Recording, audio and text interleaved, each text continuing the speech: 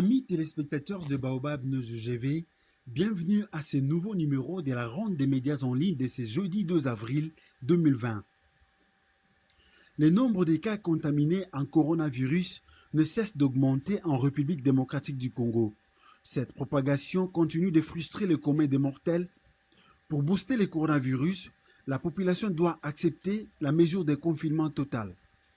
Ouvrons cette lecture de journaux par mediacongo.net qui titre Covid-19, la RDC compte désormais 123 cas et 11 décès. La situation épidémiologique du coronavirus ne fait que monter d'un cran. C'est au moins 10 cas ces derniers jours. Le pays compte depuis hier, mercredi 1er avril, 123 cas confirmés et 11 décès.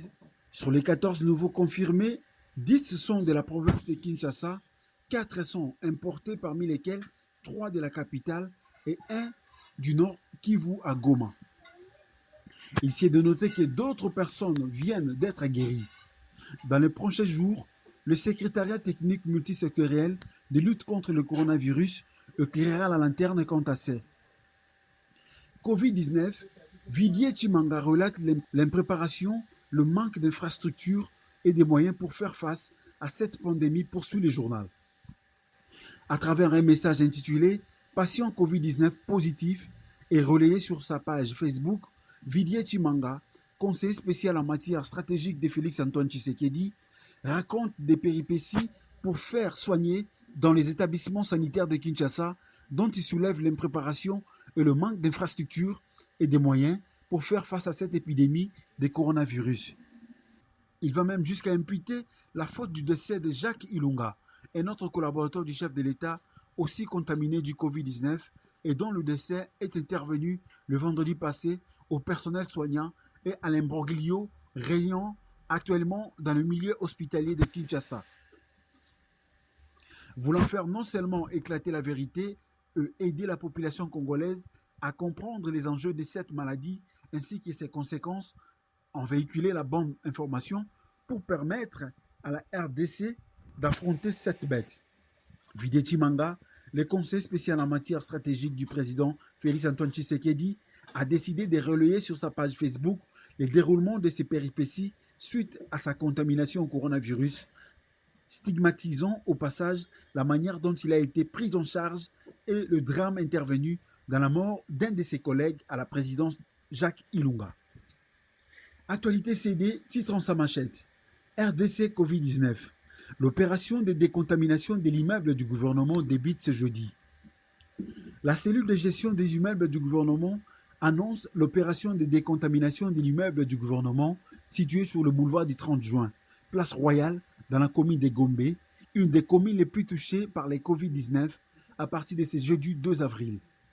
Une opération qui devrait s'étendre sur 4 jours, renseigne une note d'information de la cellule adressée au Premier ministre.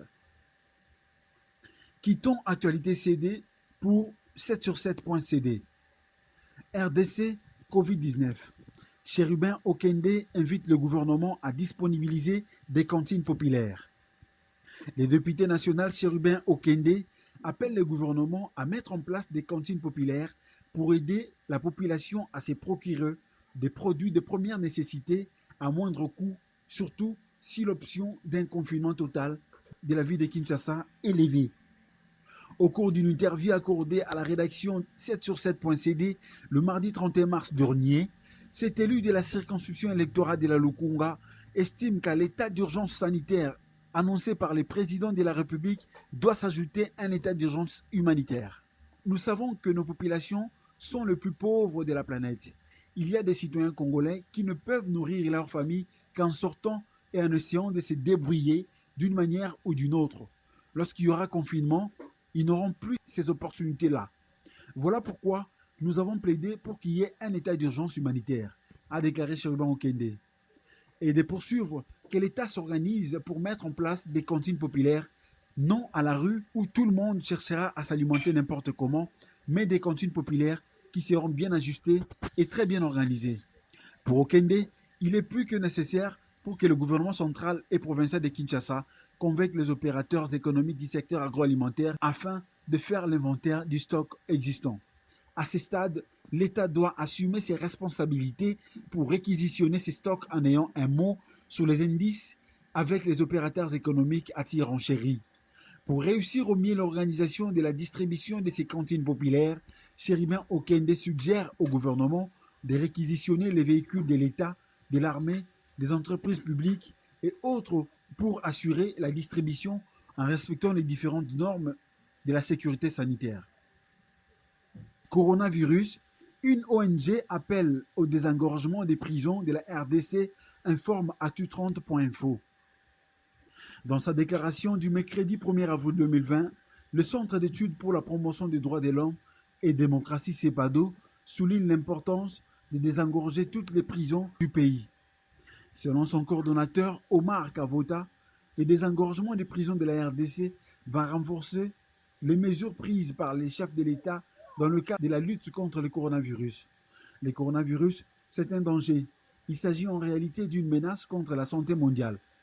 Les prisons de la RDC hébergèrent le triple ou le quadruple des prisonniers qu'elles hébergeraient.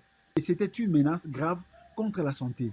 C'est pourquoi le CEPADO salue l'initiative prise par le ministère des Droits humains de désengorger les maisons carcérales, a-t-il indiqué à Atu 30 Info.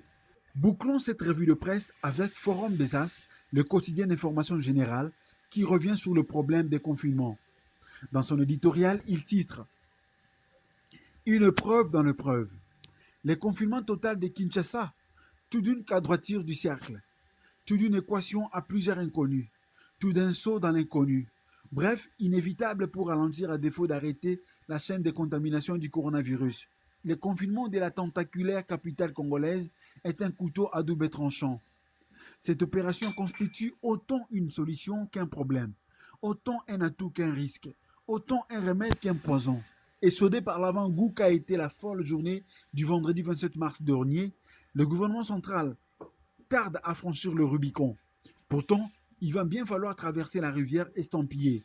Confinement pour espérer venir à bout du Covid-19. Si la santé des Congolais n'a pas de prix, il y a bien un prix à payer pour le confinement.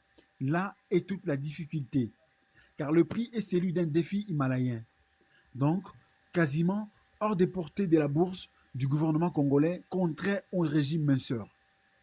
Comment signer à résidence plus de 10 millions d'habitants dont les saluts eux partout, sauf à la maison. 100 001 amortisseurs sociaux.